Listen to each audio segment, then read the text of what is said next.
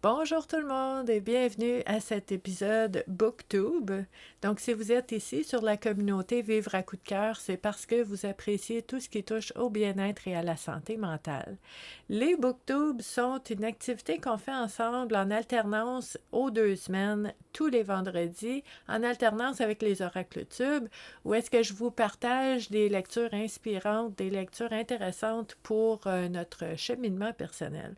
Donc, aujourd'hui, Halloween. J'ai mis mon petit chandail Halloween. Et on va explorer un livre Ça a vraiment été un plaisir là, de lire ce livre-là pour moi, qui est très complet, qui parle vraiment de plein d'éléments, plein de facettes différentes de la spiritualité et de notre éveil au niveau de la conscience.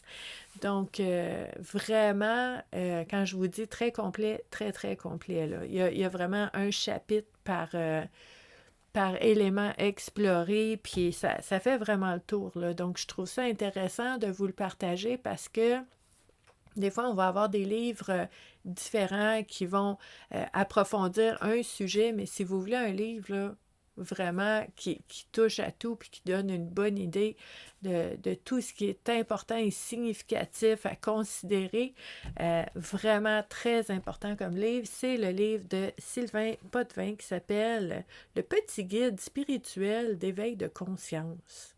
C'est beau, hein? C'est vraiment beau, puis c'est... Le nom, il est parfait parce que c'est ça que c'est. C'est un petit guide avec vraiment toutes les facettes explorées, les éléments importants à ne pas oublier, à prendre en considération. C'est vraiment très bien fait. Donc, j'aime beaucoup. On a ici la photo de Sylvain. J'aime ça, savoir c'est qui je suis en train de lire, à qui j'ai affaire. Donc, on aime ça quand la photo est là. Et en fait, en arrière du livre, on nous dit aujourd'hui, plus que jamais, le moment est venu pour les êtres humains de réaliser pleinement leur potentiel et d'élever leur vibration. Non seulement la Terre en a-t-elle besoin, mais l'humanité tout entière est appelée à vivre cette quête intérieure. La recherche de sens et le désir d'accomplissement sont devenus une priorité pour un nombre croissant d'individus ressentant un profond appel à s'élever et à s'épanouir. Toutefois, sur ce chemin d'éveil, beaucoup de personnes se sentent perdues. Les nombreuses notions véhiculées dans l'univers de la croissance personnelle et de la spiritualité les rendent confuses et mêlées. Comment faire le tri parmi toutes les informations véhiculées? Comment s'orienter dans tous les chemins proposés? Comment acquérir des notions de base ou fondamentales pour entamer ou poursuivre une quête spirituelle?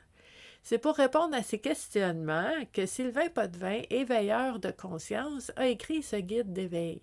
Avec simplicité et clarté, c'est vrai, il aborde et explique les notions auxquelles toute personne qui entreprend ou poursuit un cheminement spirituel sera confrontée.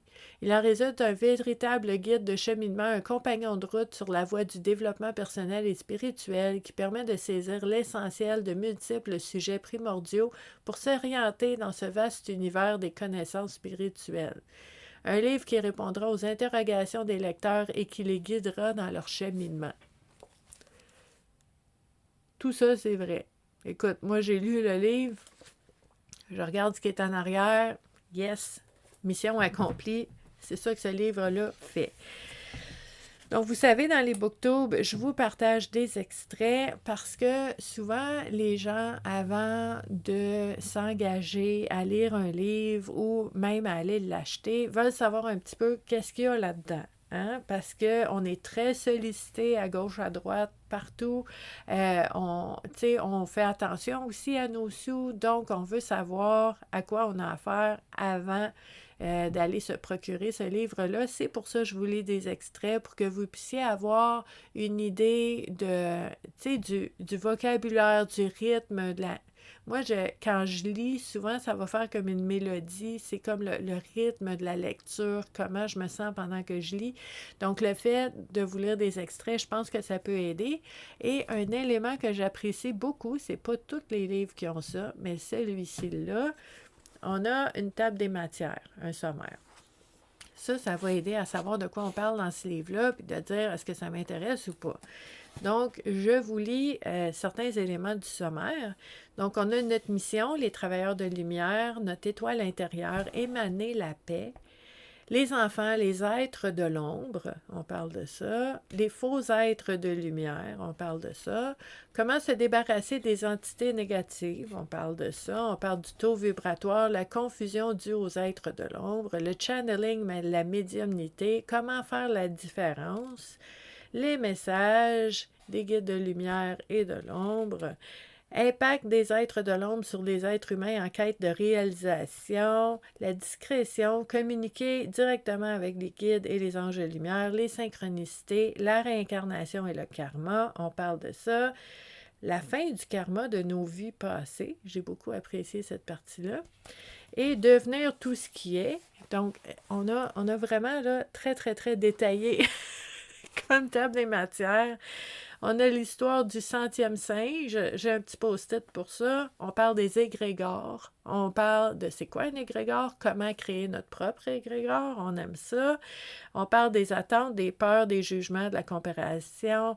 On parle le jugement aussi quant à l'ego spirituel qui existe, les dépendances affectives, le pardon, Ho'oponopono, la nourriture, les anges gardiens, l'ascension, la sexualité et la spiritualité, atteindre une vision unifiée, notre évolution, garder les pieds sur terre aussi, les supports spirituels, tout est vivant, les techniques de soins énergétiques, la mort, les limbes, l'histoire d'Adam et Ève, qui était Lucifer, être empathe, hypersensible, l'intuition. Quand je vous dis que un petit guide spirituel d'éveil de conscience, c'est vraiment ça.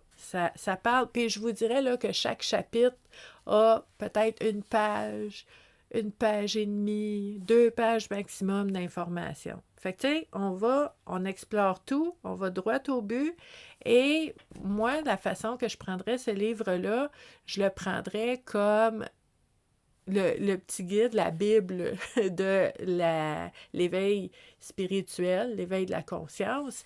Et s'il y a des choses que vraiment ça m'interpelle puis que je voudrais approfondir, j'irais chercher soit du soutien, de l'accompagnement, ou j'irais chercher des livres qui parlent juste de ça. Donc, c'est vraiment très, très, très important comme livre, celui-là, en partant pour savoir sont où nos questions, sont où les éléments qui sont importants pour nous. Donc là, quand on parle d'émaner la paix, on a un petit post-it ici qui nous dit « Ressentir la paix, c'est trouver un équilibre intérieur, un sentiment de calme et de sérénité face aux défis et aux turbulences de la vie. C'est une source de force et de réconfort qui nous permet de faire face aux épreuves avec sagesse et discernement. » Donc, comment on fait pour ressentir cette paix-là, mais aussi pour la rayonner, la faire ressentir, pour l'émaner à l'extérieur de nous. C'est quelque chose d'important aussi. Là, on a vraiment, là, il y a des informations, mais il y a aussi des listes là, d'éléments à considérer. Okay? Ici, on nous dit comment faire la différence. Donc, dans la quête spirituelle et ésotérique, il est crucial de pouvoir distinguer la communication des êtres de lumière de celle des êtres de l'ombre, quand même. Les êtres de lumière sont des entités bienveillantes, guidant et soutenant les individus dans leur cheminement spirituel, tandis que les êtres de l'ombre cherchent à tromper et à manipuler pour servir leur propre intérêt. Voici des conseils pour identifier la nature de l'entité avec laquelle vous communiquez. Quand même précieux, hein? Donc, numéro 1, écoutez votre intuition. Il nous dit comment faire. Numéro 2, observez les messages et les enseignements. De quoi ça parle? C'est quoi le contenu? C'est quoi le fil conducteur en arrière, le feeling ambiant dans le contenu qu'on reçoit? C'est un indice.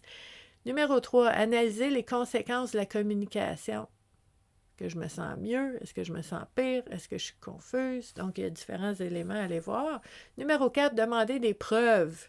Demandez des preuves et demandez des protections. Hein? Donc, on nous dit comment faire ça aussi. Là, j'ai beaucoup de post-it, donc je veux vous partager différents éléments qu'on a dans ce livre-là. Quand on parle de religion et de spiritualité, OK? On nous dit ici, la pratique religieuse peut être bénéfique pour plusieurs raisons. Tout d'abord, elle permet aux individus de se sentir connectés à une communauté plus large et de partager des valeurs et des croyances communes. Ça peut renforcer le sentiment d'appartenance et de solidarité, ce qui est particulièrement important dans les moments difficiles. De plus, la pratique religieuse offre un cadre de référence morale et éthique qui guide les individus dans leur prise de décision et leur comportement.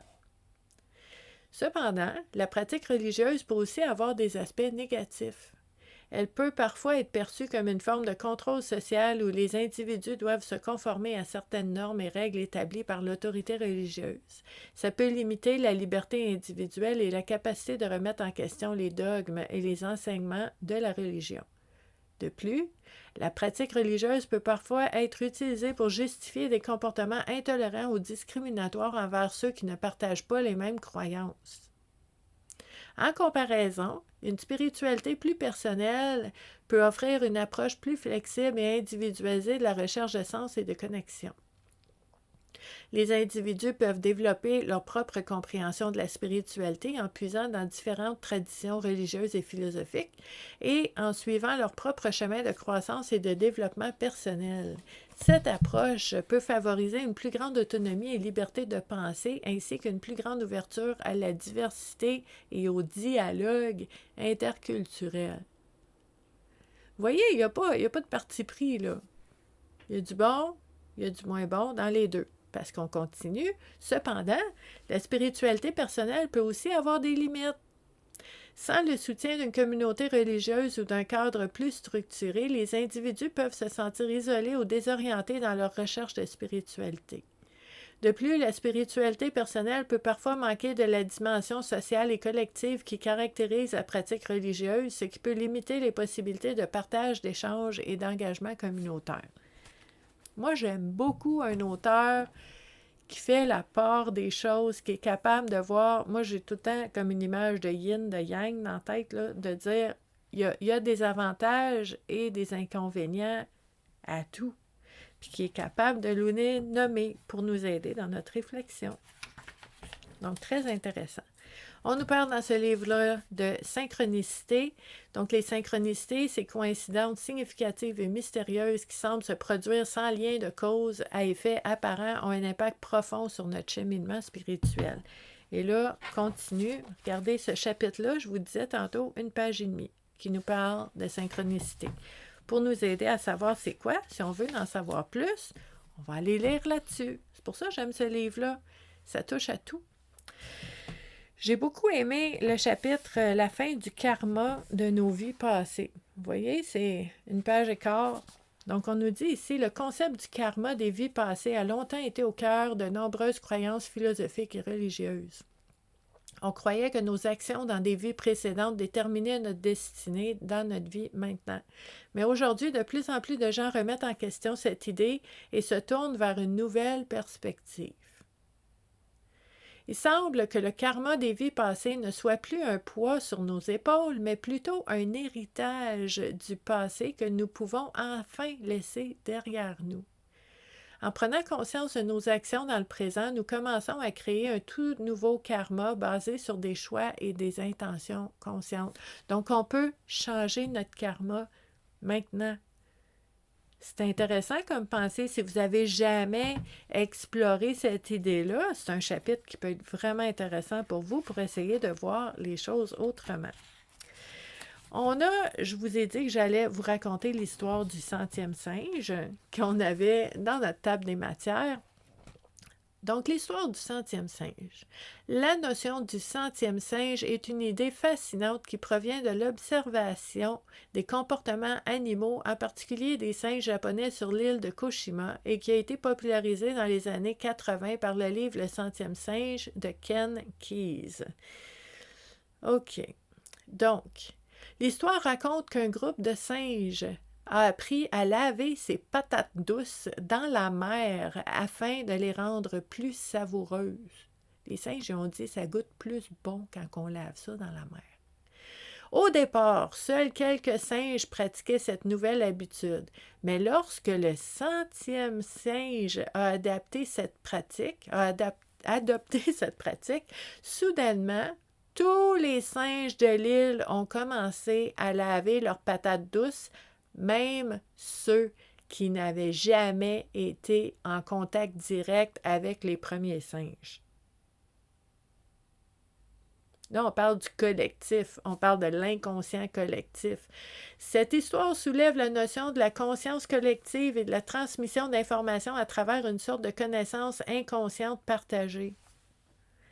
On voit tout ça en action des fois dans nos vies, dans notre société. Donc, très intéressant de lire sur cette histoire-là. Un autre élément que moi, je trouve fascinant puis que j'aime explorer dans la vie, c'est les égrégores. Donc, on a des éléments par rapport à ça. Les égrégores sont des entités spirituelles créées par la pensée collective et l'intention collective des individus. Ils sont formés à partir de l'énergie psychique que nous émettons lorsque nous pensons, ressentons et agissons de manière similaire. Les égrégores sont des sortes de pensées formées, des manifestations énergétiques qui prennent une vie propre et agissent de manière autonome.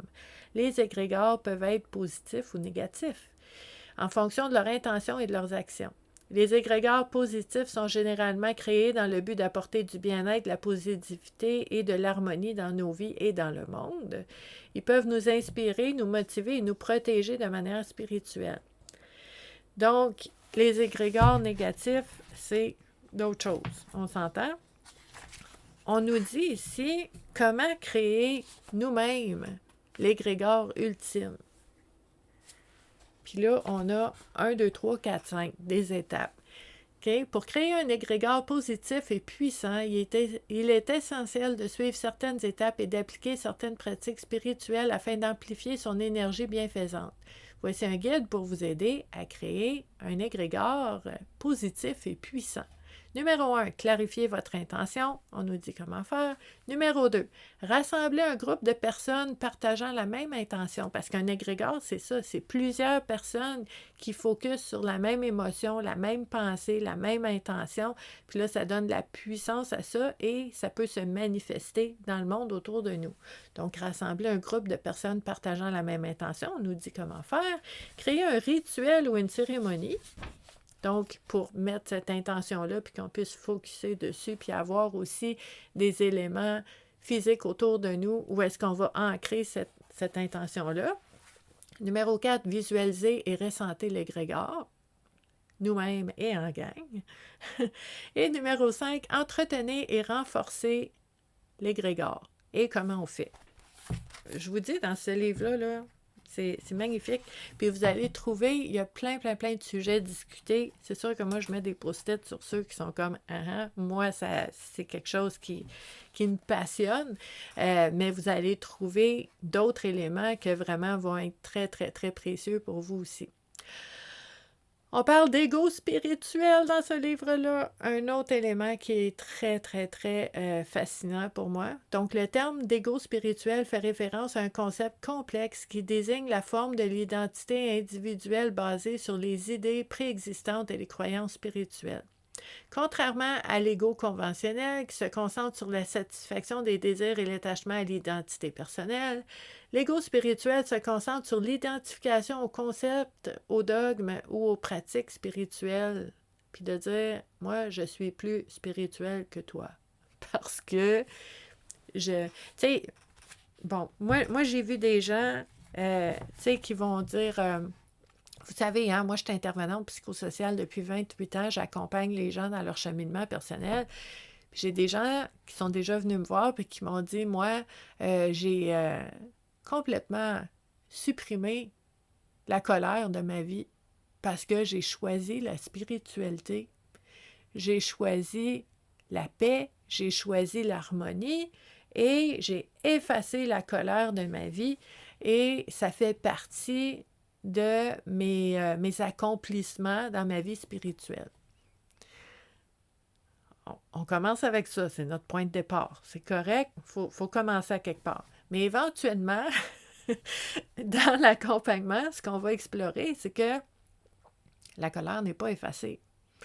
La colère n'est pas supprimée. La colère, elle bouille en dessous, là. Puis à un moment donné, pouf, ça va sauter. Parce que la colère fait partie de la spiritualité.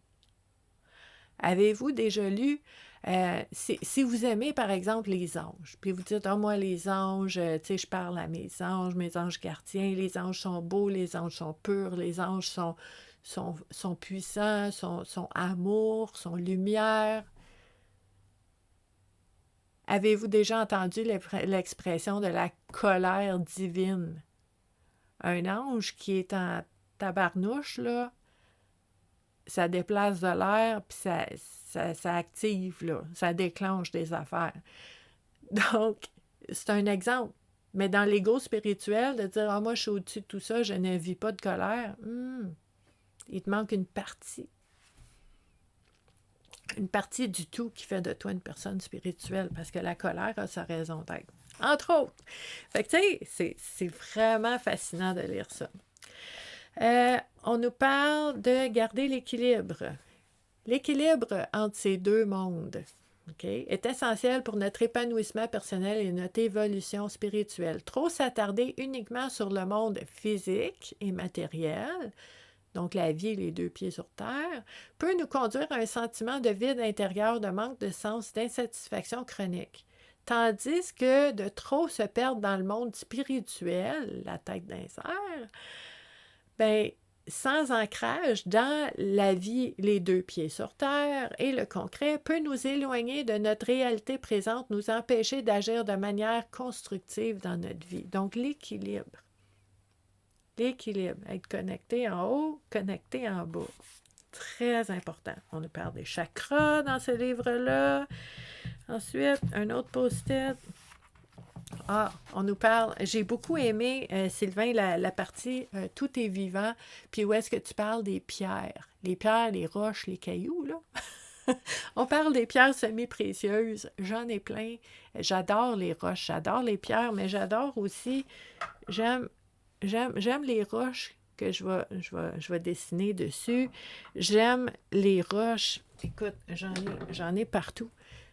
Regarde, celle-là, là, elle n'a rien de spécial, là, mais je la trouve tellement belle. Puis pour moi, il y a des gens qui trouvent que c'est étrange d'aimer les roches comme ça partout où je vais. J'amène un sac Costco puis je ramasse les plus belles roches. J'adore ça. J'ai des roches partout dans mes plates-bandes, puis sont toutes choisies soigneusement. Donc, en fait, Sylvain nous dit « Les pierres, bien qu'elles soient souvent perçues comme inanimées, ont une énergie et une histoire qui leur sont propres.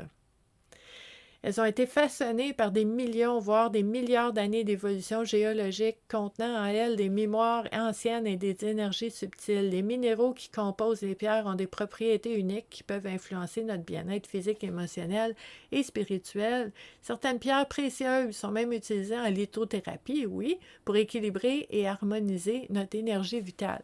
Tout ça, oui, mais juste une roche.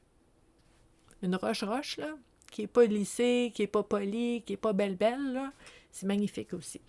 Fait que j'ai aimé lire ça, Sylvain. Parce que moi, je ressens ça là, par rapport aux roches. On nous parle du pouvoir de la musique là-dedans. Il faut faire attention à ce qu'on écoute parce que ça a vraiment un effet sur notre énergie puis comment on se sent. Puis notre âme, en quelque part, qui va... moi, je le ressens comme ça, en tout cas. Dépendant de ce que j'écoute, je sens la vibe qui change. Donc, c'est important aussi de faire attention à ce qu'on écoute dans la musique, mais aussi ce qu'on écoute à la télévision, la radio, les nouvelles, les personnes autour de nous, de quoi ils parlent, c'est quoi le contenu, c'est quoi l'approche, est-ce que c'est plutôt positif, négatif? On veut faire attention à ça. Puis on nous parle de la voie du juste milieu. Donc, dans le monde actuel où les extrêmes sont souvent valorisés et où les discours polarisés dominent, il est essentiel de se rappeler de l'importance de cheminer sur la voie du juste milieu en spiritualité. Cette approche, inspirée par les traditions philosophiques et religieuses anciennes, prône l'équilibre et la modération dans toutes les sphères de notre vie. C'est sage, ça. C'est sage de toujours aller vers l'équilibre, d'essayer de rester loin des excès d'une façon ou d'une autre. Donc, je peux pas tout vous dire ce qu'il y a là-dedans parce que ça explore tout ce qu'il y a à explorer en lien avec l'éveil au niveau de la conscience puis de la spiritualité. Mais il y a quand même des extraits, donc vous voyez un petit peu la façon de parler ou d'écrire à Sylvain. Et si vous êtes intéressé par ce livre-là, je vais vous mettre sous la vidéo différents liens où est-ce que vous pouvez en savoir plus sur l'auteur et sur son livre. Et je vais vous mettre aussi sous la vidéo différents endroits, les différentes plateformes où est-ce que vous pouvez joindre la communauté Vivre à coup de cœur pour parler de tout ce qui touche au bien-être, à la santé mentale et au cheminement personnel à tous les jours de l'année. Donc, merci beaucoup d'avoir été là, puis je vous dis à la prochaine. Bye!